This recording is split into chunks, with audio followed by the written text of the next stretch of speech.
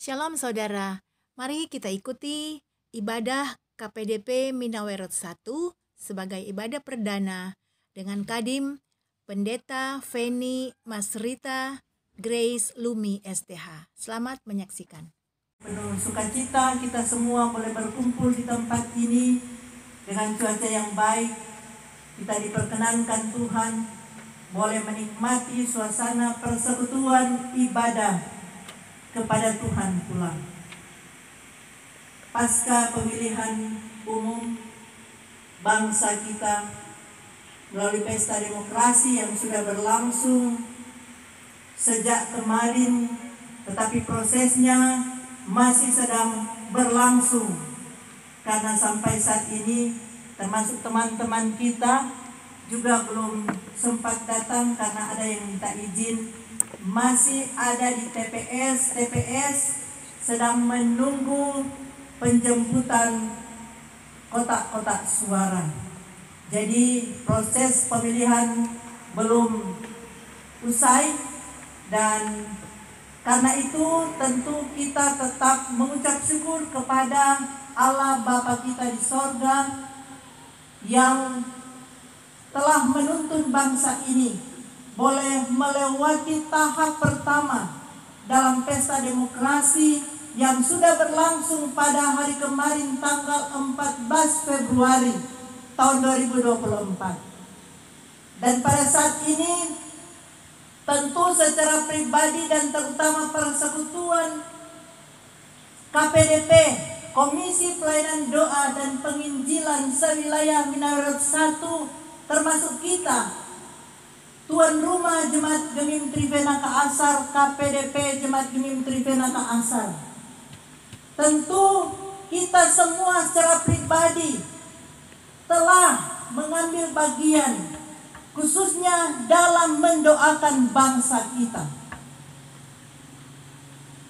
agar supaya bangsa ini tetap ada dalam keadaan aman, damai, sejahtera, tentram.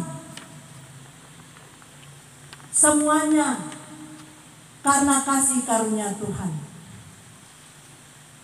Saat ini berkenaan dengan pembacaan Alkitab kita yang menurut lain diberi tema mengenai doa jemaat, tetapi tema menurut trilogi pembangunan jemaat atau menurut kita sebagai warga Gemim dituliskan naikkan doa untuk ketentraman bangsa.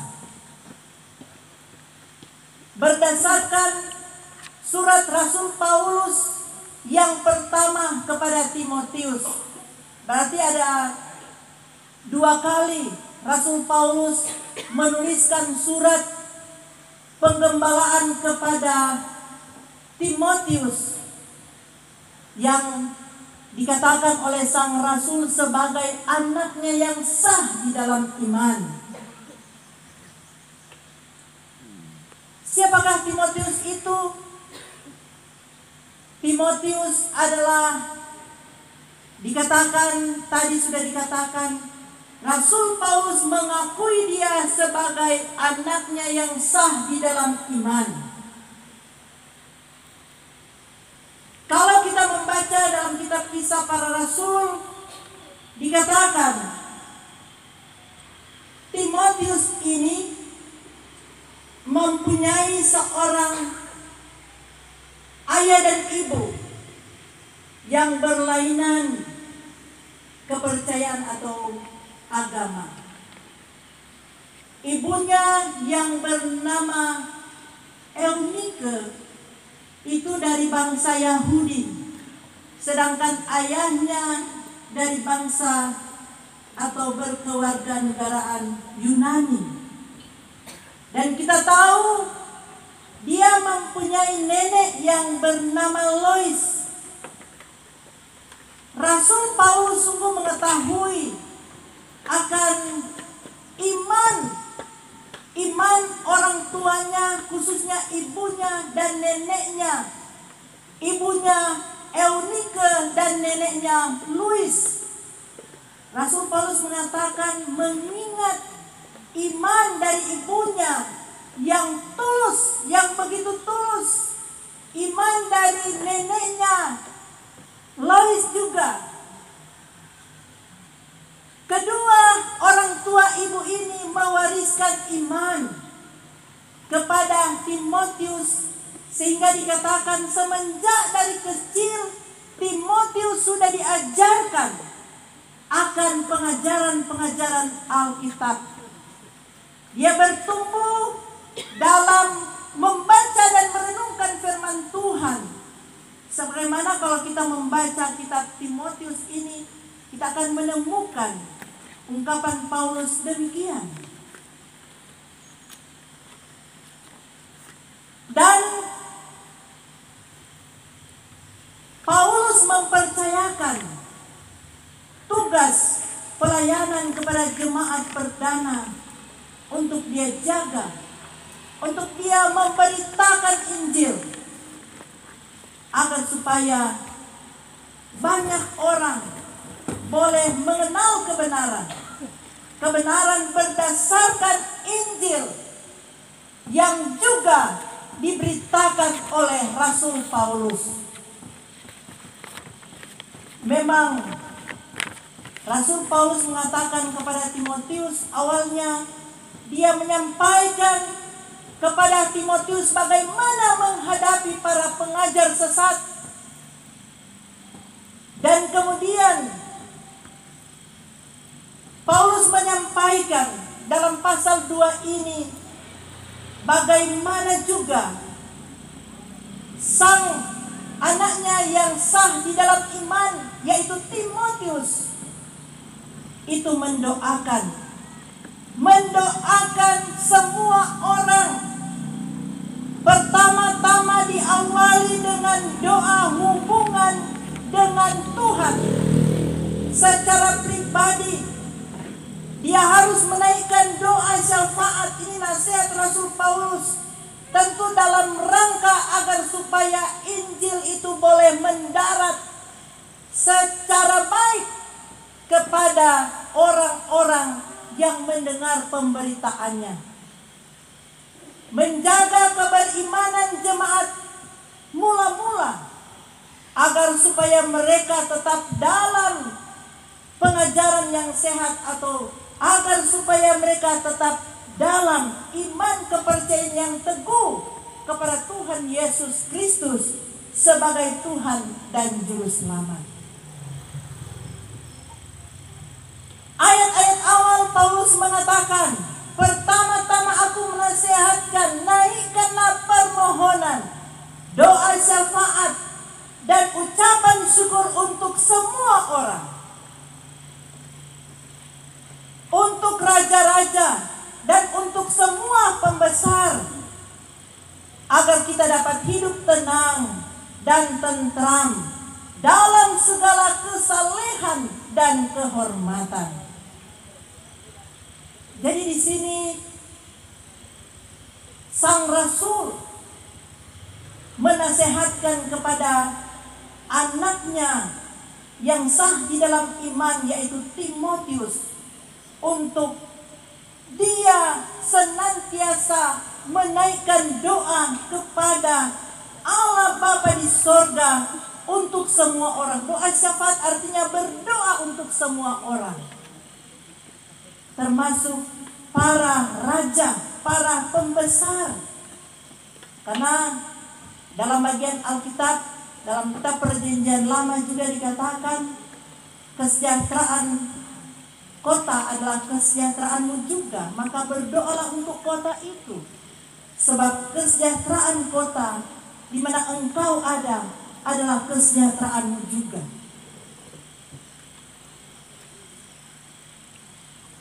Memang kalau kita membaca catatan yang dicatatkan dalam buku Trilogi Pembangunan Jemaat mengenai keadaan, situasi dan kondisi pada waktu itu, di sini dikatakan bahwa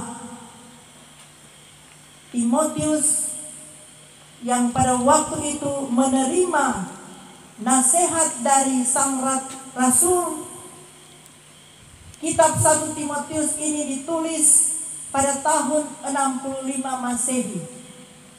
Dan kitab 2 Timotius ditulis pada tahun 67 Masehi. Dan dalam catatan buku Trilogi Pembangunan Jemaat ini dikatakan bahwa pemerintahan Kaisar Nero itu sejak tahun 37 sampai 68 Masehi. Jadi kita semua tahu siapakah Nero itu. Dia adalah pemimpin yang sangat kejam, yang sudah terbukti menganiaya orang-orang yang percaya. Bukan saja menganiaya, bahkan sampai mematikan orang-orang percaya. Dan bahkan dikatakan pada waktu di zaman pemerintahan Kaisar Nero inilah salah seorang rasul, bahkan Rasul Petrus, Rasul Paulus juga terbunuh pada waktu itu. Rasul Petrus dibunuh dengan disalibkan, dan Rasul Paulus dibunuh dengan dipenggal kepalanya.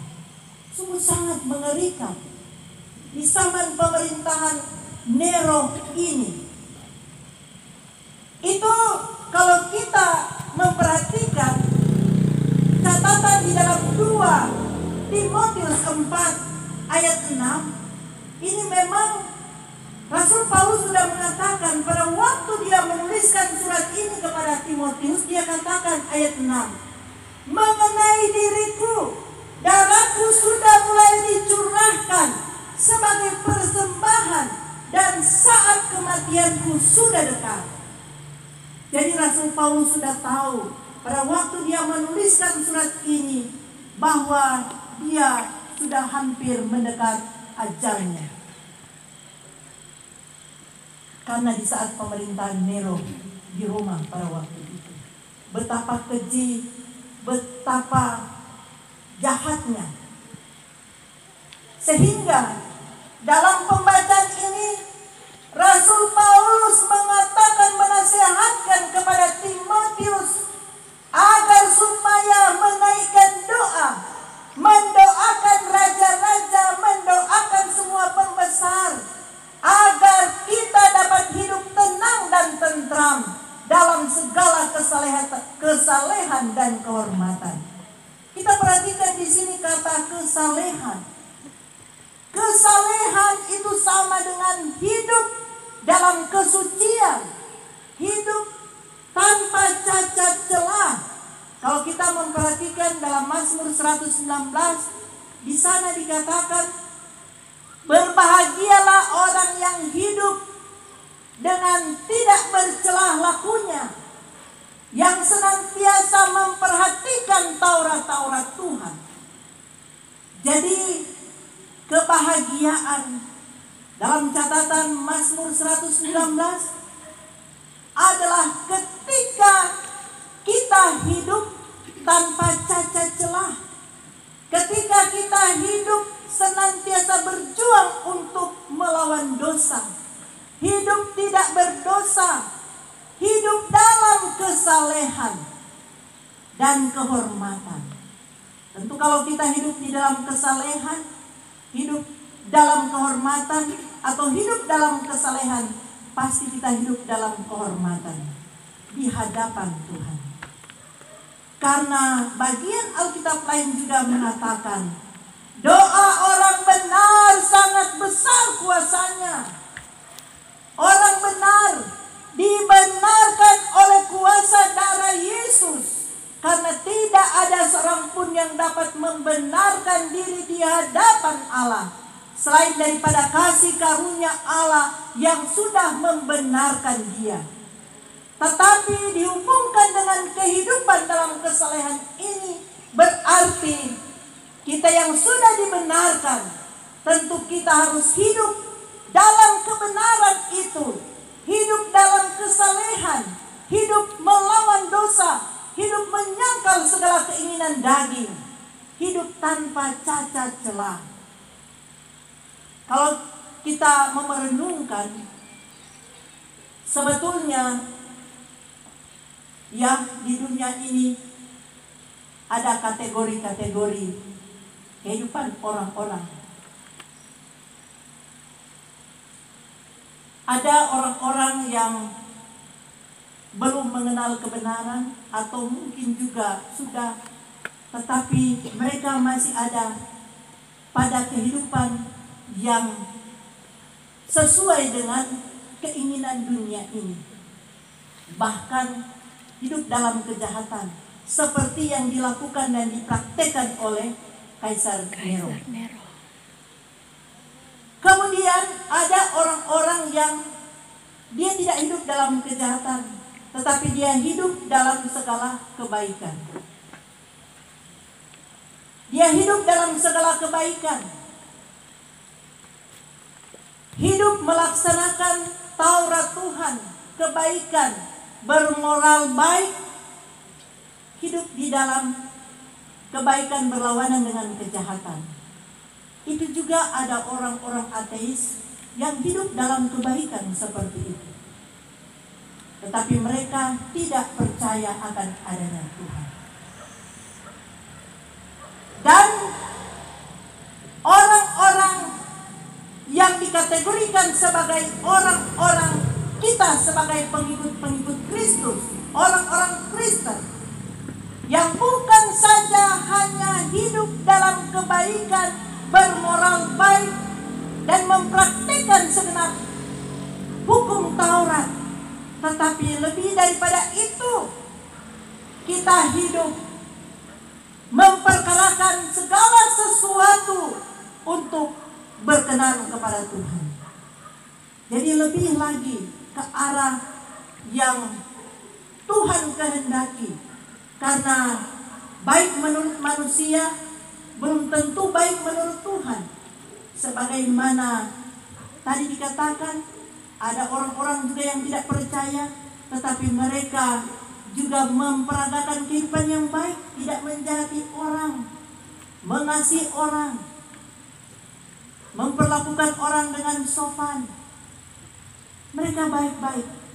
Walaupun orang-orang ateis ada yang mengatakan, ya karena kita tidak percaya kepada Tuhan, maka kita melakukan saja apa yang menurut mereka baik, dan kalau mati habis perkara. Orang-orang ateis mengatakan kalau mati sama seperti binatang, ya sudah mati habis perkara. Hanya orang-orang menurut mereka, hanya orang-orang yang beragama yang akan berhadapan dengan surga atau neraka menurut mereka. Tetapi kita semua dan sebetulnya tidak ada seorang pun yang dapat menyangkali bahwa manusia diciptakan oleh Allah kalau mereka tidak mempercayai akan hal itu. Kelak nanti di kemudian ketika dalam pengadilan, ketika manusia ada di kekekalan dan kemudian diperhadapkan dengan kemahakuasaan Allah, barulah mereka menyadari bahwa Allah itu ternyata ada. Kita sebagai orang yang percaya tidak seperti itu. Kita melakukan segala kebaikan dalam kehendak Allah, dalam perkenanan Tuhan, memperkarakan segala sesuatu dalam kehendak dan keinginan Tuhan, memperagakan segenap kebenaran firman Tuhan. Jadi bukan saja baik secara umum, tetapi secara khusus kita memastikan bahwa apa yang ada di dalam hati kita, di dalam pikiran kita, di dalam perkataan kita, dan dalam peragaan kita, dalam kelakuan kita, itu berkenan di mata Tuhan. Sehingga dimanapun kita pergi dan berada, tentu kita selalu mengundang Allah untuk hadir, dan kita menyadari, meyakini bahwa Allah selalu hadir di dalam kehidupan kita, sehingga kita terus ada dalam sorotan mata Tuhan, Kita menyadari bahwa dimanapun kita pergi dan berada, kita ada dalam sorotan mata Tuhan. Sehingga kita senantiasa berupaya melakukan apa yang Dia senangi, apa yang Dia inginkan. Dan sebetulnya dengan demikianlah kehidupan kesalehan kita terbangun. Kalau demikian kita akan hidup dalam kesalehan dan kehormatan, sebab itulah kesaksian bagi dunia ini. Bagaimana kita mau memberitakan firman, menjadi penginjil, pemberita firman, atau menyampaikan dan menyaksikan, memberitakan kepada orang banyak Yesus Kristus adalah Tuhan dan Juru Selamat kita. Kalau kita tidak mendahului dengan memperagakan segenap kebenaran firman Tuhan atau memperagakan kehidupan Yesus di dalam kehidupan kita. Umat perjanjian baru, Yesus menjadi prototipe kita. Yesus menjadi teladan kehidupan kita. Yesus berkata, makananku hanya melakukan kehendak Bapa. Dia katakan dalam kitab Yohanes.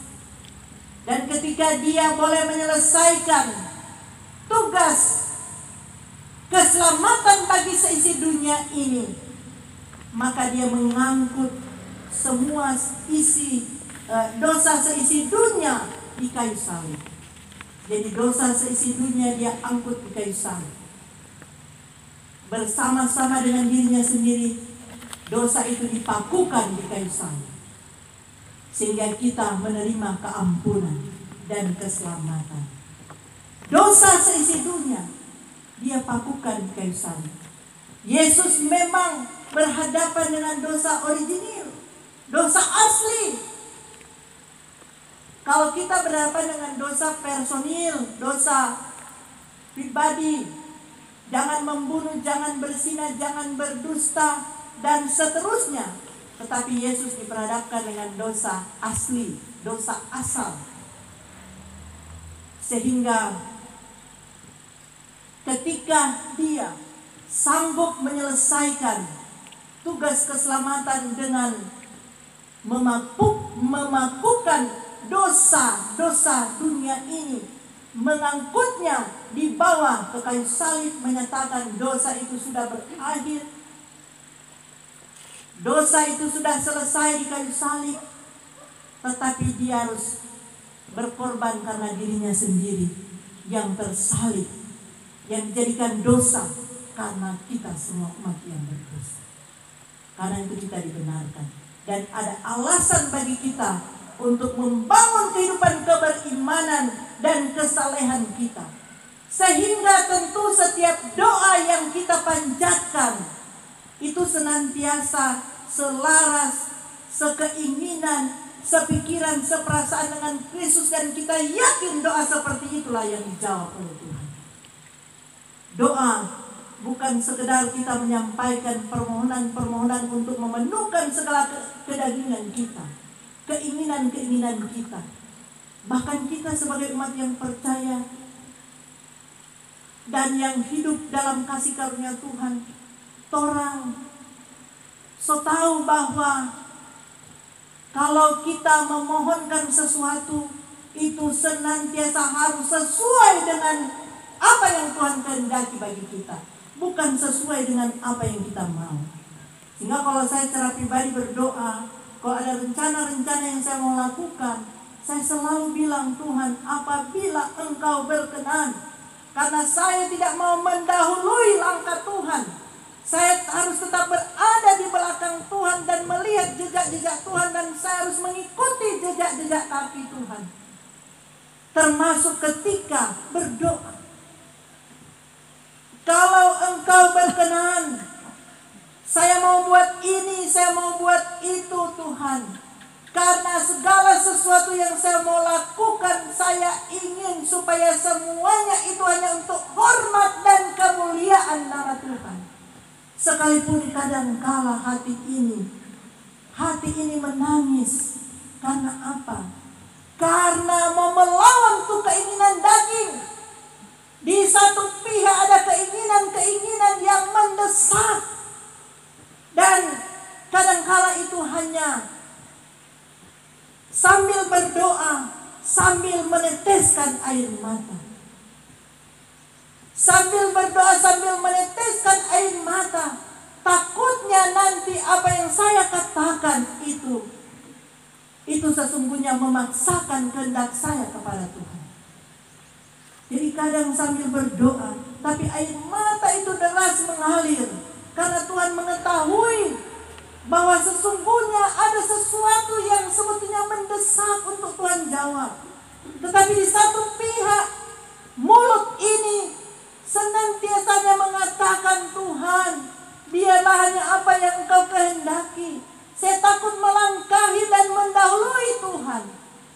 Karena saya mengerti apa yang dikatakan oleh firman Tuhan, carilah dahulu kerajaan Allah dan kebenarannya, maka semuanya akan ditambahkannya kepadamu. Saya mengimani ketika saya mengatakan, Tuhan, saya mencari kehendak-Mu. Kehendak-Mu Tuhan yang saya cari, bukan keinginan saya yang saya mau sampaikan kepada Tuhan, tapi saya mencari kehendak-Mu Tuhan. Nyatakan kehendak-Mu. Saya mencari wajah-Mu saja. Karena Engkau adalah sumber segala berkat. Itu tinggal terserah Tuhan untuk Dia mau melakukannya. Karena apa yang Dia rancangkan adalah baik.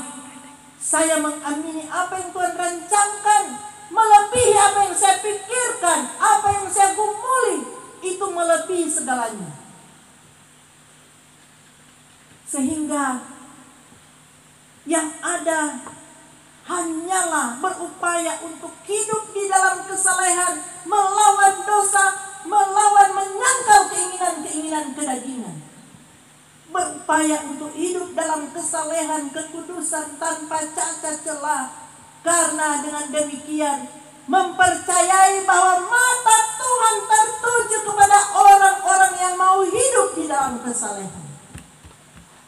Dan setiap doa pasti Dia dengar. Karena setiap doa orang saleh itu pasti dia berupaya untuk sesuai selaras dengan kehendak Tuhan. Dan memang di sini Rasul Paulus bilang, ya naikkan doa syafaat. Pada waktu itu Rasul Paulus bilang naikkan doa syafaat. Dan kalau pada saat ini juga kita sebagai umat yang ada di bangsa Indonesia, sepantasnya lah kita memang berdoa memohonkan kepada Tuhan agar bangsa ini biarlah dipenuhi dengan kedamaian, dipenuhi dengan ketentraman, dan biarlah kiranya Tuhan yang mendatangkan pemimpin bangsa ini sesuai dengan perkenanan Tuhan.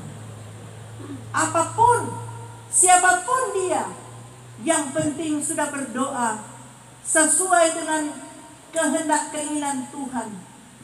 Selanjutnya Tuhan yang akan berperkara. Tuhan yang akan bertanggung jawab bagi kita. Selanjutnya, Rasul Paulus mengingatkan, menasihatkan kepada Timotius, karena dia berhadapan dengan para pengajar sesat, agar supaya Rasul Paulus mengatakan, menasihatkan untuk Timotius dapat menyampaikan ajaran-ajaran yang sesuai dengan yang diajarkan oleh Rasul Paulus. Ayatnya yang ke-3, 4, dan 5. Itulah yang baik dan yang berkenan kepada Allah Juru Selamat kita, yang menghendaki supaya semua orang diselamatkan dan memperoleh pengetahuan akan kebenaran. Memperoleh pengetahuan, semua orang supaya diselamatkan dan memperoleh pengetahuan akan kebenaran. Kebenaran itu apa? Ayat 5 mengatakan, karena Allah itu esa, dan esa pula Dia yang menjadi pengantara antara Allah dan manusia, yaitu manusia Kristus Yesus, yang telah menyerahkan dirinya sebagai tebusan bagi semua manusia. Itu kesaksian pada waktu yang ditentukan. Jadi Rasul Paulus kembali kepada Ulangan 6 ayat 4. Tuhan itu Allah kita, Tuhan itu esa.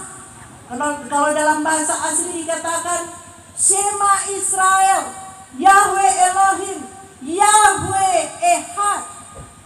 Shema Israel, dengarlah hai orang Israel, Yahweh Elohim. Jadi Elohim itu Allah, Yahweh itu adalah nama pribadinya Allah, Allah Israel. Dikatakan Yahweh Ehad, Yahweh itu Esa. Jadi Esa dalam pengertian Ehad, maksudnya karena ada Allah, ada Bapa. Bapa itu adalah Bapanya Tuhan Yesus Kristus, dan Roh Kudus adalah rohnya Allah sendiri. Jangan kita membayangkan Roh Kudus itu pribadi atau dia seperti manusia. Dia adalah roh Allah itu sendiri. Roh Yahweh itu sendiri yang dia hembuskan dari dirinya sendiri, karena dia Allah Maha Kuasa.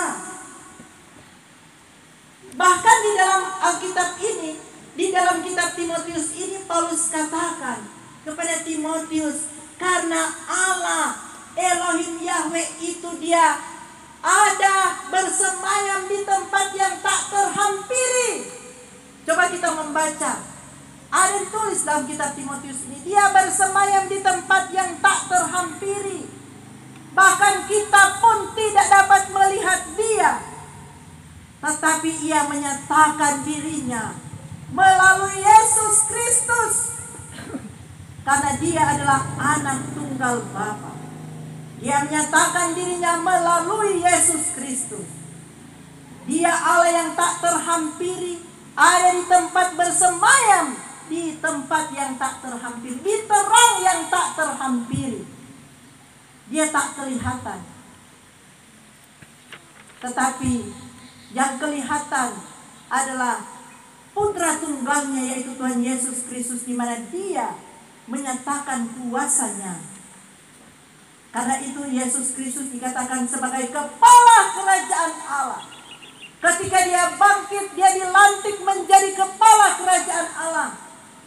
Kita kan ingat lagu, sungguh kerajaan Allah di bumi tak layak.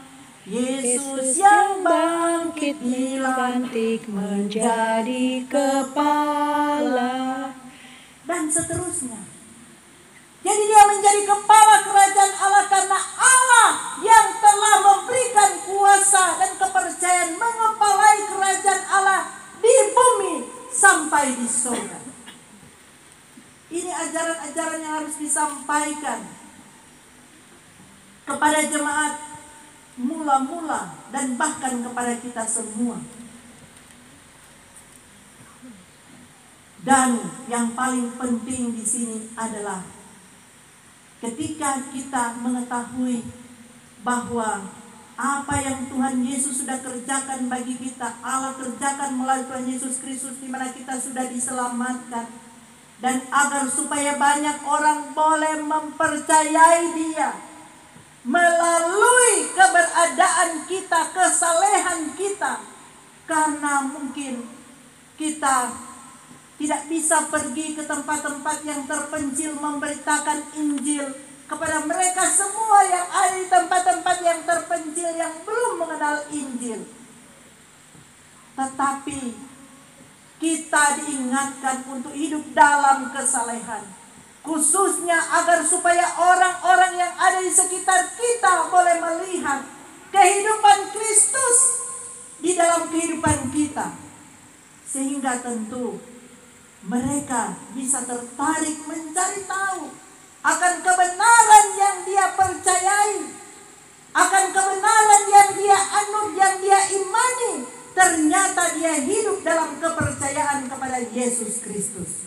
Saya pernah mendengar kesaksian di YouTube. Ada seorang yang beragama Konfutsu. Dia punya orang tua mengalami sakit yang, kalau saya bisa katakan, aneh. Ada sesuatu di punggungnya, dan kemudian sudah berobat ke dokter karena mereka itu Konfutsu, nak percaya kepada Tuhan Yesus. Tetapi ada satu orang yang selalu datang dikatakan ada orang yang selalu datang berdoa untuk papanya. So pasti dia orang Kristen. Karena kesaksiannya itu judulnya Kenapa Saya Percaya Yesus. Jadi pada waktu ayahnya itu yang sudah tua, dia sakit dan dia sudah dibawa ke luar negeri, dokter mengatakan, aduh ini memang susah untuk sembuh. Dan oleh sebab itu, ini seorang Kristen yang selalu setia mendoakan dia. Akhirnya ayahnya itu merasa semakin sehat dan kemudian dia pergi memeriksakan diri kepada dokter yang ada di luar negeri. Dokter ini dokter yang sungguh luar biasa. Banyak orang yang pergi, dokter ahli yang hebat. Dan pada waktu itu dia foto ulang itu ayah ke belakang dan dia lihat. Yang pertama tuh foto ada semacam duri menonjol, dan ketika foto berikut dia lihat itu duri itu sudah hilang. Dan dia katakan begini, oh ini ajaib ini. Kalau menurut kedokteran yang mustahil. Tetapi dia bilang, Anda orang Kristen? Dia bilang, dokter bilang, sebab banyak pasien-pasien teman-teman saya yang dokter yang menceritakan akan hal ini. Dan ketika dokter menanyakan, maka orang itu menjawab, oh dia orang Kristen, hanya doa katanya. Karena dokter itu juga adalah dokter yang kalau tidak salah dia Buddha juga. Jadi dia tidak percaya. Dan ketika itu dokter menyatakan tidak ada lagi duri yang menonjol dalam foto kedua, dia dinyatakan sembuh, maka dia langsung percaya kepada Tuhan Yesus. Awalnya dia bilang, ya kalau saya sembuh, saya akan percaya kepada Tuhan Yesus sebagai Tuhan dan Juru Selamat. Akhirnya dia sembuh dan dia percaya kepada Tuhan Yesus karena doa seorang Kristen yang selalu pergi berdoa kepada Bapa ini. Dan akhirnya mereka semua anaknya menjadi percaya. Oh, dan anaknya itu berkata, sungguh Yesus itu ada, karena dia melihat kesaksian, kesembuhan yang dialami oleh ayahnya. Jadi seorang Kristen yang tentu dia memiliki kebenaran yang dia terima dari Tuhan. Dan akhirnya dia boleh pergi mendoakan. Dan saya percaya dia terpanggil oleh Roh Kudus untuk pergi mendoakan, sehingga dia tidak bosan-bosannya pergi mendoakan orang tua itu, sehingga dia boleh menjadi percaya. Dan anaknya yang bersaksi itu mengatakan sungguh luar biasa, Yesus itu ada. Nah, ini kesaksian. Dan kita yang ada sebagai Komisi Pelayanan Doa dan Penginjilan, kita harus hidup sama seperti Yesus hidup dalam kesalehan tanpa cacat celah. Karena hanya doa orang benar yang besar kuasanya. Jangan sampai orang lain bilang, dalam ucapan-ucapannya dia berkata tentang Yesus, tetapi dalam tindakannya dia jauh dari kehidupan Yesus. Dia tidak memperhatikan kehidupan Yesus yang sesungguhnya, atau dia tidak menghidupi kehidupan Yesus yang sesungguhnya. Jangan sampai orang lain menilai bahwa apa yang dia katakan tidak sesuai dengan yang dia peragakan. Yang dia katakan sesuai dengan Alkitab, yang dia peragakan Yesus yang lain. Karena Alkitab juga mengatakan tentang ada Yesus yang lain. Jadi kita harus konsisten dalam kita memperkatakan Yesus Tuhan dan Juru Selamat sesuai dengan ajaran yang disampaikan oleh Rasul Paulus kepada Timotius, yang telah mati dan bangkit untuk menebus dosa kita semua. Tetapi juga yang mengatakan bahwa kita harus hidup dalam kesalehan, harus hidup di dalam meninggalkan kodrat dosa, dan kemudian masuk dalam kodrat ilahi. Artinya apa? Kalau kita masih ada dalam kehidupan kodrat dosa, kita tidak memperkarakan apa yang kita mau bilang Jo biar kata-kata yang menyakitkan orang, biar Jo. Bilang Jo, apa yang kita suka mau bilang. Apa yang kita suka mau lakukan. Yang pentingnya tidak ada orang liar. Kita boleh berdusta, kita boleh munafik, kita boleh menipu, kita boleh korupsi, kita boleh berzina dan sebagainya. Karena tidak ada orang liar. Itu berarti kita masih ada dalam kodrat dosa. Kalau kita tidak lagi ada dalam kodrat dosa, kita semakin memiliki kodrat ilahi, di mana dalam keadaan situasi kondisi apapun, di mana saja mau kelihatan mau tidak kelihatan, kita selalu mengatakan mata Tuhan selalu berpusat kepada saya. Dan karena itu saya tidak mau melakukan dosa apapun. Sekalipun saya diperhadapkan dengan cobaan, mau melakukan dosa, tetapi saya menolak itu. Karena saya hidup di dalam kesalehan, kekudusan. Hidup tak bercacat, tak bercela. Sebab firman Tuhan katakan, hanya orang-orang yang suci yang akan melihat Allah. Kita lihat dalam khotbah Tuhan Yesus. Hanya orang-orang yang hidup dalam kesucian. Berbahagialah orang yang suci hatinya, karena mereka akan melihat Allah. Dalam kitab Petrus mengatakan, kuduslah kamu, sebab aku kudus. Jadi jangan orang resistensi mendengar kata kudus. Karena memang kita terpanggil untuk hidup dalam kekudusan, sebab kita sudah dikuduskan oleh darah Yesus. Supaya dalam memperagakan, kita memperagakan kehidupan Yesus yang sesungguhnya, bukan Yesus yang lain.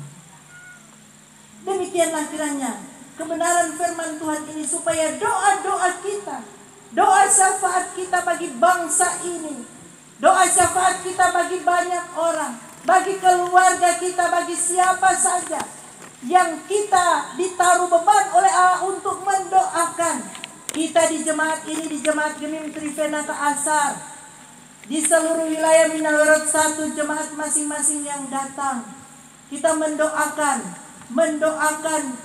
para pelayan, mendoakan jemaat, mendoakan mereka yang membutuhkan pertolongan, yang sakit dan sebagainya, yang ada pergumulan dan sebagainya. Maka kapasitas hati kita senantiasa harus besar untuk terlebih dahulu menampung kebenaran Allah, supaya kita menjadi pendoa-pendoa syafaat yang sesungguhnya betul-betul didengar oleh Allah, menjadi berkat bagi banyak orang, dan memberkati kita dan keluarga kita semua. Amin.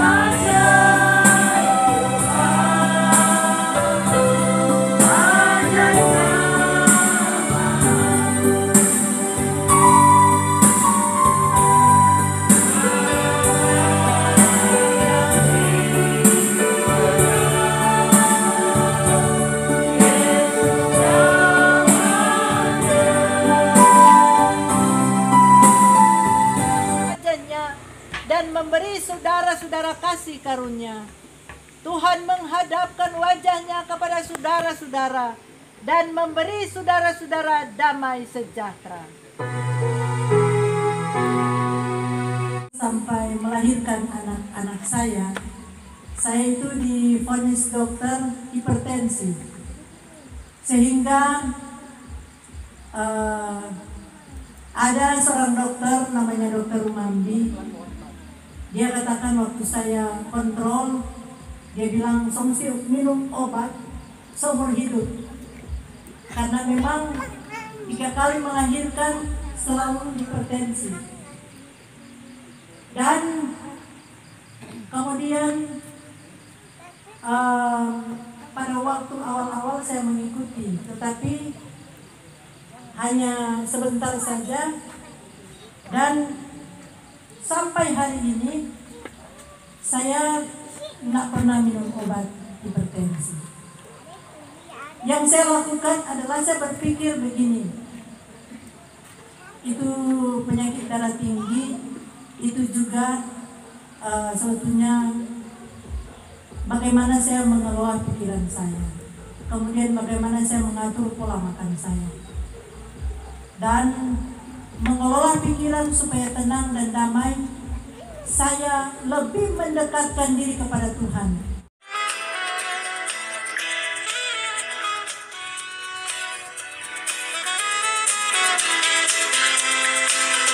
Jangan lelah bekerja di ladangnya Tuhan. Roh Kudus yang beri kekuatan, yang mengajar dan menopang. Tiada lelah bekerja bersamamu Tuhan, yang selalu